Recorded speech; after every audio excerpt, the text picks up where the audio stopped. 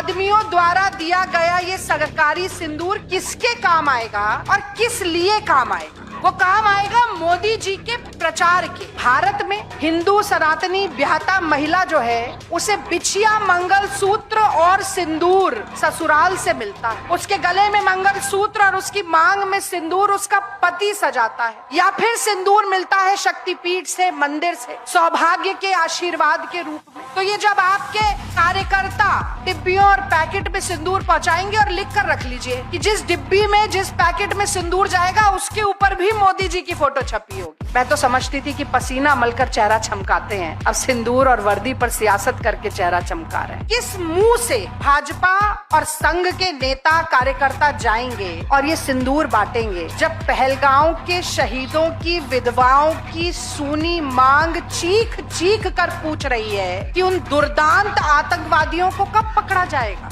मोदी जी, उन्हें जमीन निगल गई कि आसमान खा गया जब भारतीय जनता पार्टी के राज्यसभा का सांसद रामचंद्र जांगड़ा उन्हीं शहीदों की धर्म पत्नियों के लिए कहता है कि ये तो वीरांगना ही नहीं है, इनमें तो वीरांगनाओं वाला भाव ही नहीं है, हाथ जोड़कर रो रही थी, गिड़गिड़ा रही थी, कोई जोश जुनून और जज्बा इनमें नहीं। ऐसा व्यक्ति जब तक भारतीय जनता पार्टी में है निष्कासित नहीं किया जाता, सांसदी उतार कर फेंकी नहीं जाती उसकी, तब तक किस मुंह से जाकर आप सिंदूर बांटने का काम करेंगे, मैं जानना चाहती हूँ। जब शहीद विनय नरवाल की पत्नी ने केवल ये कहा कि हिंदू मुसलमान मत करो क्योंकि पाकिस्तान के आतंकवादी आए थे, धर्म पूछकर मार के गए, ये आईएसआई का पाकिस्तान का जो एजेंडा है उसे पेडल मत करो हिंदू मुसलमान। लेकिन संघी भाजपाइयों को ये कैसे बर्दाश्त हो सकता है? शहीद की विधवा ही क्यों ना हो, उसने मुंह से तो हिंदू मुसलमान एकता की बात कर दी ना, तो उसको अपमानित करो, उसको लज्जित करो और आसमान और जमीन एक कर दो,